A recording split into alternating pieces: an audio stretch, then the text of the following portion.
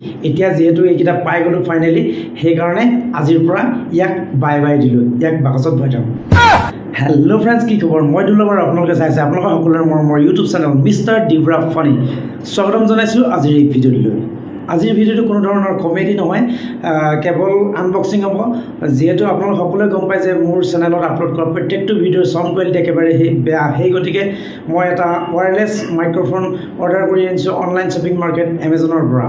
তেন্তে ব'লক ভিডিঅ'টো আৰম্ভ কৰোঁ। ফাইনেলি এইটোৱে পাৰ্চেল হয় আৰু ইয়াক আনবক্সিং কৰিম। আজি পাৰ্চেলটো অহা কেইবাদিনো হৈ গ'ল অলৰেডি। মই আজিহে খুলি চাম, যিহেতু আগতে ময়ো খুলি চোৱা নাই, আপোনালোককো দেখুৱাম আৰু ময়ো চাম। তেন্তে ব'লক ভিডিঅ'টো আনবক্সিং কৰোঁ। লাইক গ'ল, ইয়াত আছে কিবা আছে নেকি? একো নাই, এইটো চাগে এইটো বিল আৰু এইটো কভাৰ একো নাই। এইটো হৈ গ'ল বয়া V20।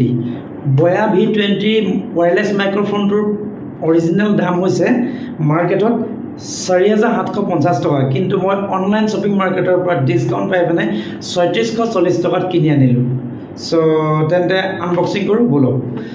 প্ৰথমে এনেদৰে খুলি ল'লোঁ, পেকেটটো খুলি তাৰ পৰা খুব ধুনীয়া এটা পেকেটিং, আৰু ইয়াৰ ভিতৰত কি কি আহিছে ফাইনেলি গাইজ আহি গৈছে। আৰু এতিয়া আপোনালোকে ভিডিঅ' ৰেগুলাৰ পাই থাকিব। যদি মোৰ চাউণ্ড কোৱালিটিটো ভাল হয় তেন্তে মই ৰেগুলাৰ ভিডিঅ' বনাম। ইয়াৰ কাম নাই এতিয়া। তাৰপিছত আহি গ'ল চাৰ্জাৰ, দুডাল USB ডাটা দিছে, এইকেইডালো কাম নাই। এইখন হ'ল মেনুৱেল। ইমান দীঘল মেনুৱেলখন পঢ়িবলৈ হ'লে মোক 1 বছৰ লাগি যাব, যিহেতু মই ইংলিছত বহুত গেধা। এতিয়া আহি গ'ল ফাইনেলি গাইজ চাওক, ইয়াত আছে এটা ডিভাইচ মানে কানেক্টৰ, আৰু লগত আছে দুটা ট্ৰান্সমিটাৰ দুটা 50 ফিট মানে 50 ফুটলৈকে ইয়াৰ ৰেঞ্জ কভাৰ আছে। সেই গতিকেলৈ মই এতিয়া বৰ্তমান বাহিৰত নাই, ৰুমৰ ভিতৰত আছোঁ, ৰুমৰ ভিতৰতে শ্বুটিং কৰি আছোঁ। সেই গতিকেলৈ কেতিয়াবা মই বাহিৰত দেখুৱাম, আৰু এটা মোৰ টেকনিকেল যিটো চেনেল আছে সেইটোতো মই দৰকাৰ হ'লে দেখুৱাম। বিশেষকৈ বয়া V20 ৱায়াৰলেছ মাইক্ৰফোনটোত এটা বহুত ধুনীয়া ফিচাৰ্ছ পালোঁ মই, যিটো নইজ কেঞ্চেলেশ্যন ফিচাৰ্ছ আছে। যিটো নইজ কেঞ্চেলেশ্যন ফিচাৰ্ছ মই পোৱাৰ কাৰণেহে এই বয়া V20 মাইক্ৰফোনটো পাৰচেছ কৰিলোঁ। চ' ইয়াৰ দাম হৈ গ'ল ৩৬৪০ টকা। কোনোবা যদি নতুন ইউটিউবাৰ আছে তেন্তে এই বয়া V20 মাইক্ৰফোনটো আপোনালোকে পাৰচেছ কৰিব পাৰে। কিন্তু মই এইডাল যিডাল এতিয়া ৱায়াৰ লগা যোনটো 20 ফিট দীঘল, এইটো হৈ গ'ল, এইটো বয়া। কিন্তু এইটো বয়া যদিও ইয়াত মানে তোমাৰ ইয়াৰ দাম আছিল, মই যেতিয়া কিনিছিলোঁ প্ৰায় ১,০৯৯ টকামান হৈছিলে, কিন্তু বৰ্তমান ইয়াৰ প্ৰাইচ হৈ আছে প্ৰায় 799 ৰুপিজমান। গতিকেলৈ এইডালো পাৰচেছ কৰিব পাৰে। কিন্তু এইডাল পাৰচেছ কৰিলে এটাই প্ৰব্লেম হৈ গ'ল, মোবাইলত কানেক্ট কৰি পিনে ইয়াত বেছি দূৰলৈকে যাব নোৱাৰিব, যিহেতু ৱায়াৰ লাগি থকাৰ বাবে বহুত অসুবিধা হয়। কেতিয়াবা মোবাইলটো পৰি যাবলৈ চান্স থাকে আৰু বহুত কাৰণত। আৰু ইয়াৰ চাউণ্ড কোৱালিটিটো ইমান বেয়া বুলিও নকওঁ, ইমান ভাল বুলিও নকওঁ। যিহেতু ওচৰৰ পৰা যদি কোৱা হয় তেন্তে বহুত ধুনীয়া চাউণ্ড আহে, আৰু যদি আঁতৰৰ পৰা কোৱা হয় তেন্তে ইয়াৰ চাউণ্ড কোৱালিটিটো অলপ বেয়া হৈ যায়। আৰু হয়তো কিবা ট্ৰিক্স থাকিব পাৰে, মই তাৰ ওপৰত কোনো ধৰণৰ চাৰ্চ কৰা নাই। ফিউচাৰ্ছ যদি চাই পেলাই যদি মই ক'ব পাৰোঁ কৈ দিম আপোনালোকক। বয়া M1 মাইক্ৰফোনটোত এটা প্ৰব্লেম আছে, যিটো আপুনি কেৱল অ'পেন কেমেৰা, যিকোনো মানে এণ্ড্ৰইড মোবাইলতে অ'পেন কেমেৰা এটা এপ ইনষ্টল কৰিব লাগিব, আৰু সেই এপটো ইনষ্টল কৰি তাত ইয়াৰ সম্পূৰ্ণ ছেটআপটো কৰিব লাগিব। তাৰপিছতহে এই বয়া M1 মাইক্ৰফোনটো মানে কাম কৰে। কিন্তু আমি এতিয়া যিটো লৈ আহিছোঁ বয়া V20, ইয়াত দুটা ট্ৰান্সমিটাৰ আছে আৰু এটা ডিভাইচ আছে। এইকেইটা তেন্তে ব'লক সোনকালে কানেক্ট কৰি চাওঁ ইয়াৰ চাউণ্ড কোৱালিটিটো কেনেকুৱা। কেতিয়াবা যদি প্ৰয়োজন হয় বয়া M1 মাইক্ৰফোনটো ব্যৱহাৰ কৰিম, কিন্তু ইয়াক সুন্দৰকৈ পেকেটিং কৰি বাকচৰ ভিতৰত ভৰাই থ'ম।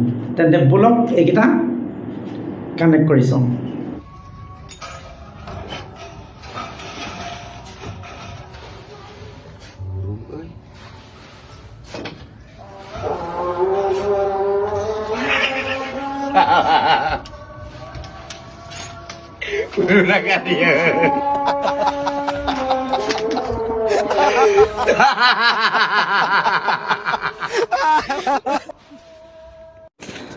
আৰু এটা ফিচাৰ্ছৰ বিষয়ে কৈ দিছোঁ, ইয়াত কেৱল নইজ কেঞ্চেলেশ্যনৰ ফিচাৰ্ছটোৱে ভাল লগা নাই, আৰু ইয়াত যোনটো ক্লিপ আছে এই ক্লিপটো সম্পূৰ্ণ এইদৰে মানে আপোনাৰ ৰোটেট হয় খুব ভাল লাগিলে। এইটো ভাল লাগিলে, এইটো ফিচাৰ্ছো ভাল লাগিলে, কাৰণ যোনফালে য'ত সুবিধা হয় তেনেদৰে লগাই ল'ব পৰা হয়। এতিয়া মই ইয়াত লগাই ল'লোঁ, আপোনালোকে ক'ব আৰু কমেণ্ট কৰি জনাব যে বয়া V20 যোনটো মাইক্ৰফোন আৰু তাৰ চাউণ্ড কোৱালিটিটো কেনেকুৱা।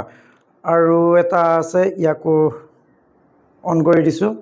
কিন্তু মই ইয়াত এটা ছিষ্টেম কৰিম বুলি ভাবিছোঁ। কেইবাটা ভিডিঅ'টো চাইছিলোঁ, এই ভিডিঅ'কেইটাত মানে চোৱাৰ পিছত মই গম পালোঁ যে দুটা যদি ট্ৰেন্সমিটাৰ হয় দুইটাৰে ব্যৱহাৰ কৰিব লাগে, কিন্তু এটাত নইজ কেঞ্চেলেশ্যনটো অন কৰি থ'ব লাগে আৰু এটাত নইজ কেঞ্চেলেশ্যনটো অন কৰিব নালাগে, যিদৰে আছে তেনেদৰে ৰাখিবলৈ দিব লাগে, তেতিয়া বোলে চাউণ্ড কোৱালিটিটো খুব ধুনীয়া হয়। চ' নাজানো কেনেকুৱা হয়, মই কিন্তু এনেদৰে লৈ লৈছোঁ আৰু বনাম আৰু ভিডিঅ' আজিৰ পৰা যিমান পাৰোঁ চেষ্টা কৰিম আপোনালোকক হাঁহি থাকিবলৈ, আপোনালোকক হহুৱাই থাকিবলৈ, আৰু নতুন ধৰণৰ ষ্টৰীৰ লগতে ৰাইজলৈ বহুত ভাল মেছেজ চেণ্ড কৰিবলৈ চেষ্টা কৰিম।